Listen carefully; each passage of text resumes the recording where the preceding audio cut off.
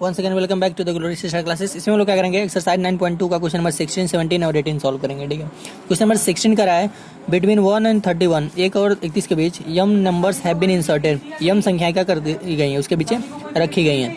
इन सच इस प्रकार से कि रिजल्टिंग सीक्वेंस किसमें, एपी में। मतलब अगर हम 1 और 31 के बीच यम संख्याएं रख रहे हैं, मान लीजिए A1 A2 A3 A4 and dot dot AM तक।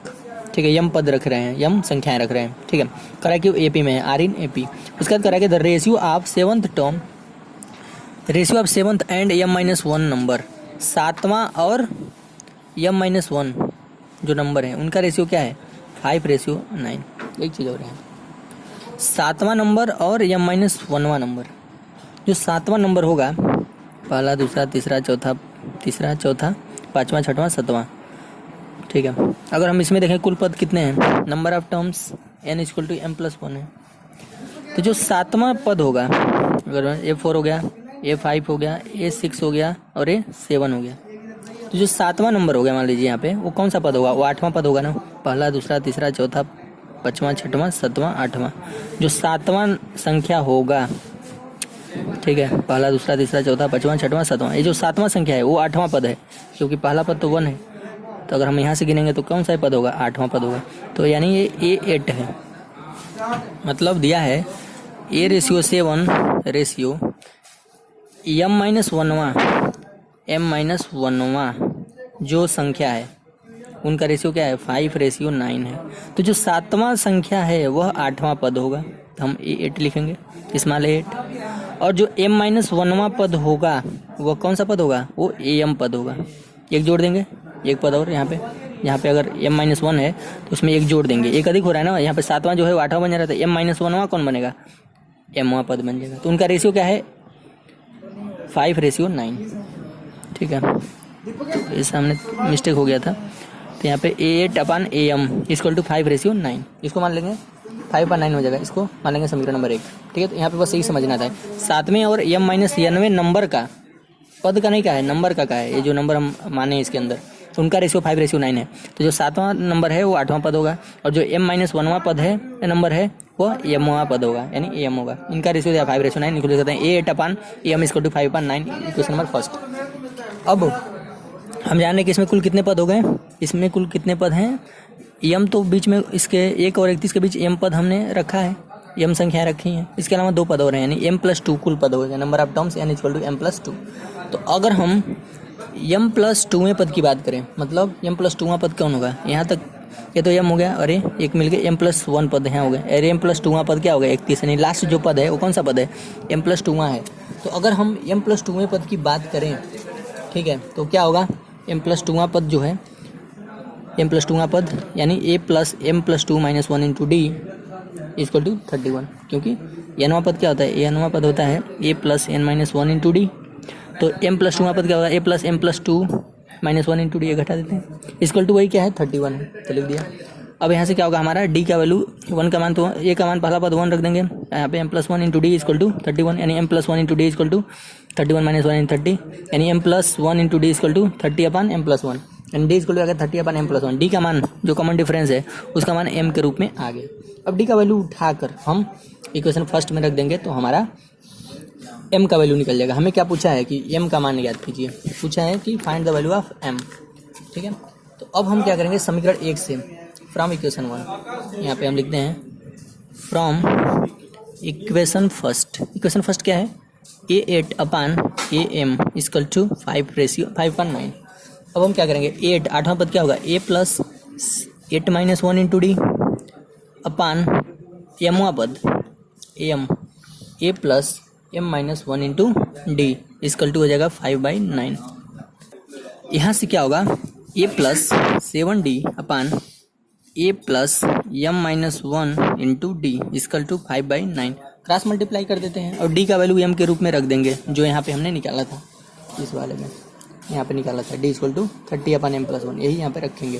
ठीक है, अब हम इसका क्रॉस मल्टीप्लिकेशन करेंगे, तो A+7D का मल्टीप्लाई कर देंगे 9 में, = 5 का मल्टीप्लाई कर देंगे A+M - 1 × D में। ठीक है, तो यहाँ से हो जाएगा 9A का मान 1 रख देंगे, A का मान 1 दिया था ना, प्रथम पद 1, प्लस 7 इंटू डी, अभी मान रखेंगे यहाँ पे हो जाएगा 5a, अंदर गुणा करते हैं तो 5d का गुणा हो जाएगा m-1 में, ठीक है।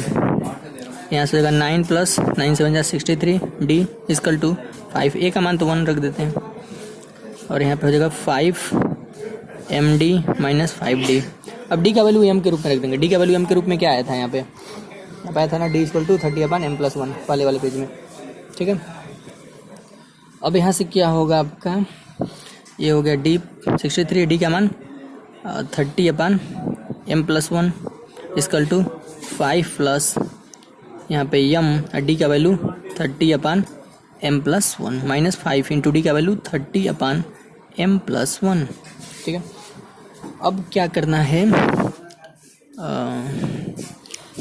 5 को इधर कर लेते हैं, 9 - 5 हो गया, और यहाँ पे इसका मल्टीप्लाई कर देते हैं अपन m+1 इक्वल टू, इधर क्या है, अगर हम इधर देखें तो 150m बचा अपन m+1 माइनस 150/m+1, यहाँ पे क्या हो जाएगा 150m माइनस 150/m+1, और यहाँ पे क्या होगा 1 इतना, और 9 में से 5 जाएगा 4, ठीक है। इसके बाद से क्या करेंगे, ये m+1 वाले को इस साइड में कर लेते हैं, तो यहाँ पे हो जाएगा 150m माइनस 150/m+1, और इसको इधर जाकर घटेगा तो इतना अपन m+1, ठीक है। अब यहाँ से हर बराबर अंश को घटा लेंगे,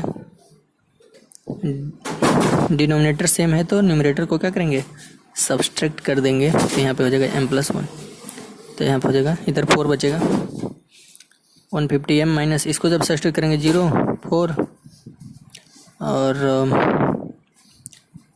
0 2, इतना कुछ आएगा अपन m+1, इतना नहीं होगा,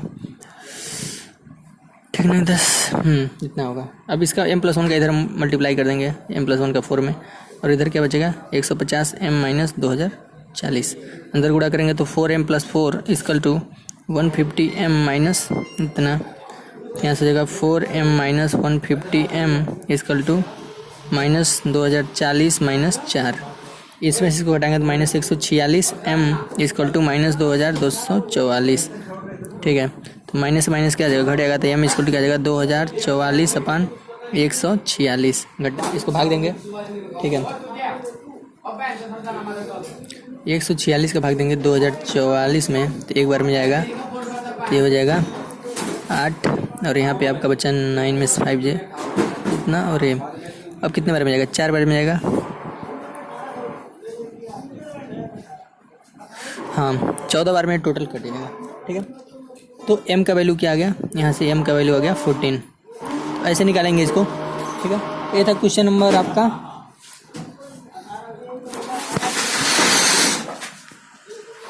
ये था क्वेश्चन नंबर 16 का सोल्यूशन। अब देखेंगे क्वेश्चन नंबर 17। क्वेश्चन नंबर 17 करा, a man start repaying a loan as first instalment of 100 rupees, पहला इंस्टॉलमेंट उसने जमा किया 100 रुपया, ठीक है। करा ही इफ़ ही इंक्रीजेज, वो बढ़ा रहा है instalment by 5 rupees every month, हर महीने में 5-5 रुपया बढ़ा रहा है, यानी इसका कॉमन डिफरेंस कितना है 5, पहले 100 रुपया जमा करेगा, फिर से 105, फिर से अगले महीने में भी 105 बढ़ाएगा यानी 110, फिर से अगले महीने में 105 बढ़ाएगा, इस तरह 115, इस तरह करके वो बढ़ा रहा है। कर रहा है what amount will pay in 30 instalment, 30वें instalment में कितना पे करेगा, यानी n बराबर अगर 30 है, 30वां पद यानी निकालना है हमें, ठीक है। तो यानी 30वां टर्म निकालना है, यानी पदों की संख्या कुल कितनी है 30 है। अब पहला पद क्या है, पहला इंस्टॉलमेंट क्या है 100, 5-5 बढ़ा रहा है, नहीं common difference d equal to 5 है, नहीं t2 माइनस t1, ठीक है। ऐसे भी निकाल सकते हैं t2 माइनस t1 करके कि 105 माइनस 100 इक्वल टू 5, यानी d का वैल्यू क्या गया 5। अब तो 30वां इंस्टॉलमेंट क्या होगा, यानी ये 30 पूछ रहा है, 30th इंस्टॉलमेंट 30वां इंस्टॉलमेंट क्या है, यानी ये 30 निकालना है। ये 30 क्या होगा, a plus 30 minus 1 into D, ये क्या है प्रथम पद 100 प्लस 29 इंटू डी का वैल्यू क्या है, डी का वैल्यू है 5, ठीक है। तो ये हो गया 100 प्लस इसमें मल्टीप्लाई कर देंगे 5 4 144, 145, इसको ऐड करेंगे तो हो जाएगा 245, यानी इसका 30वां इंस्टॉलमेंट क्या होगा, 30वां जब जमा करेगा पहली बार में 100, 105, 110, 115 इस तक करके 30वां बार में 245 रुपया उसका इंस्टॉलमेंट होगा। ठीक है, तो ये था क्वेश्चन नंबर आपका 17। अब देखें क्वेश्चन नंबर 18 जो कि इस एक्सरसाइज का लास्ट क्वेश्चन है। क्वेश्चन नंबर 18 का है the difference between any two consecutive interior angles of a polygon is 5 degree.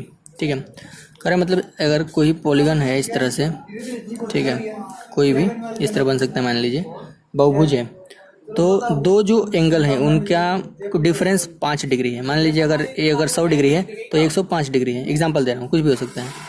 ठीक है, तो कर रहा है द स्मॉलेस्ट एंगल इज 120, मतलब अगर पहला एंगल 120 है तो पहला एंगल यानी ए प्रथम पद 120 डिग्री, और 5 डिग्री उसका क्या हो रहा है, उनमें डिफरेंस है, कॉन्सिक्यूटिव में डिफरेंस है, यानी common difference d equal to क्या आ गया 5 डिग्री। ठीक है, तो अब कह रहा है कि find the number of sides of polygon, कि इसमें बहुभुज में कुल कितने साइड होंगे, कितने भुजाएं होंगी, नंबर ऑफ उनकी पॉलीगन्स पूछ रहा है। तो मान लेते हैं n let n be the number of sides. मान लेते हैं इस बहुभुज में भुजाओं की संख्या क्या है, n है। तो अगर किसी बहुभुज में n भुजाएं हैं तो उसके कुल कितने कोण होते हैं, सम ऑफ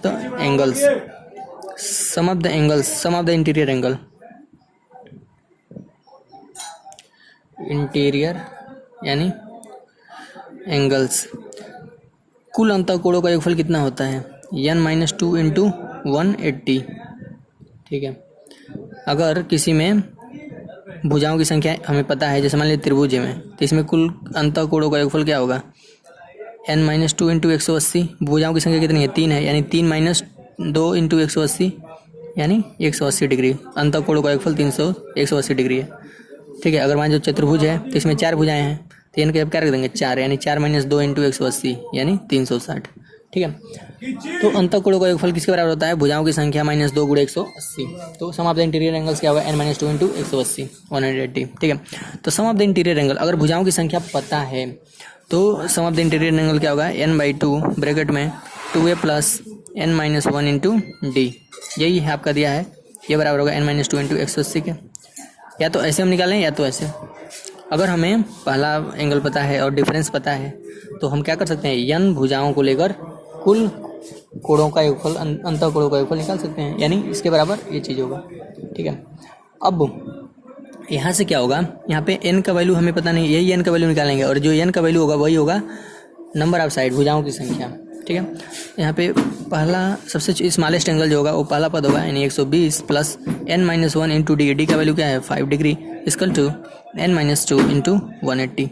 ठीक है, अब क्या करेंगे, यहाँ पे 2 का इधर गुणा, इधर भाग है उधर गुणा कर देंगे, और n का अंदर गुणा कर देते हैं, तो हो जाएगा 240n प्लस n का इसमें कर देंगे तो 5n ब्रैकेट में n-1, और 2 का इधर डिवाइड उधर जाएगा तो मल्टीप्लाई कर देगा, n-2 इंटू 2 का मल्टीप्लाई हो जाएगा 180 में, तो हो जाएगा 360 ब्रैकेट में n-2, और इधर हो जाएगा 240n plus 5n square minus 5n, यहाँ से होगा 240 plus 5n square minus 5n equal to 360n minus 720, इसका मल्टीप्लाई कर देंगे। अब यहाँ से आ जाएगा 5 स्क्वायर n माइनस 5n, और 360 को इधर कर देंगे तो माइनस 360n, और यहाँ पे 240 पहले से है और 720 आएगा, इसका टू क्या बचेगा 0, यहाँ जगह 5n स्क्वायर माइनस 365n, और इनको ऐड करेंगे तो क्या होगा 069 इक्वल टू 0, इसमें से 5 कॉमन लेंगे तो बचेगा n स्क्वायर माइनस 73n। हाँ, यहाँ पे एक चीज़ हम लोग का यहाँ पे मिस्टेक हुआ, यहाँ पे n है। ठीक है, तो ऐड नहीं होगा यहाँ पे, तो 720 ही बचेगा, और यहाँ से ये माइनस 365 होगा, और प्लस इस लाइन को काट देते हैं। ठीक है, यहाँ से क्या होगा 5n स्क्वायर माइनस 5n, और ये n है यहाँ पे, तो इन दोनों को जोड़ेंगे तो ये तो हो जाएगा 365n माइनस 365n, और plus 240n plus 720 equal to 0। ठीक है, तो यहाँ से का 5n स्क्वायर 365 में से 240 जाएगा, तो ये बचेगा आपका माइनस 125 n प्लस 720 इसका टू 0। इन सब में से 5 कॉमन लेंगे तो हो जाएगा n स्क्वायर माइनस 5 का डिवाइड करेंगे, 5 2 जा फ्रेंड 5 5 जा 25, इसमें भी 5 का 5 1 जा 5 5 6 जा 5 4 जा 12 नहीं हाँ 5 4 जा यहाँ से आपका हो जाएगा 5 4 जा 20 और 5 4 जा 20 इसका टू 0। मतलब इसका 5 कॉमन लेंगे तो ऐसे बचेगा, 5 को गुणनखंड करके कॉमन ले सकते हैं, ठीक है, 5 से भाग देंगे, ठीक है। तो यहाँ पे मल्टीप्लाई उधर जाएगा डिवाइड करेगा यानी 0 हो जाएगा, यानी n square minus 25 n plus 144 equal to 0। अब इसका फैक्टर करेंगे 144 का तो एक कितना पैर में जाएगा, 2 से 7 और यहाँ पे 2 से 36, 2 से 18, 2 से 9 एंड देन 3 एंड 3। इसका फैक्टर करेंगे तो एन स्क्वायर माइनस इसको किस भाग में तोड़े तो 16n माइनस 9n के फैक्टर के रूप में टूटेगा। इन दोनों का मल्टीप्लाई करेंगे तो कितना आ जाएगा 144 आ जाएगा, यानी इन चारों को एक साथ और इसको एक साथ, यानी 16 इंटू 9 इक्वल टू 0, ठीक है। तो यहाँ से आपका क्या हो जाएगा, इसमें से कॉमन लेंगे तो n माइनस 16, इसमें से 9 कॉमन लेंगे तो n माइनस 16 इक्वल टू 0, यानी n माइनस 9 और दूसरे ब्रैकेट में n माइनस 16 इक्वल टू 0। तो n इक्वल टू क्या आ जाएगा 9 और 16। तो n के दो मान होंगे, या तो बहुभुज की संख्या 9 होगी या तो भुजाओं की संख्या, या तो भुजाओं की संख्या 9 होगी या तो 16 होगी, यानी number of the sides in this polygon is may be 9 और 16। तो this is the basically the question number 18 which is the last question of the exercise 9.2. So in this question it is given that the smallest angle of the that polygon is 120 and the difference between the consecutive लगातार दो कोणों के बीच का जो consecutive difference है वो 5 degree है। मतलब अगर ये 120 है then 125 and then 135 डिग्री का difference है, means common difference is equal to 5 degree and it is asks for number of side. Let n be the number of the sides, then sum of the interior angles we know that is equal to n minus 2 into 18 if n, where n is the number of the side of that particular polygon. So it may be also written in such a that the n upon 2 in the bracket 2a plus n minus 1 into d is equal to n minus 2 into 180. Then putting the value of a and d and then equation is find into the terms of n, and after solving this equation you can find the value of n and the value of n will be 9 और 16, या तो बहुभुज की संख्या 9 होगी या तो 6, ठीक है। तो इस प्रकार से ये एक्सरसाइज कंप्लीट हुआ। अब हम लोग 9.3 का इंट्रोडक्शन पढ़ेंगे अगले वीडियो लेक्चर में, तब तक के लिए इसको देखना है, सॉल्व करना है।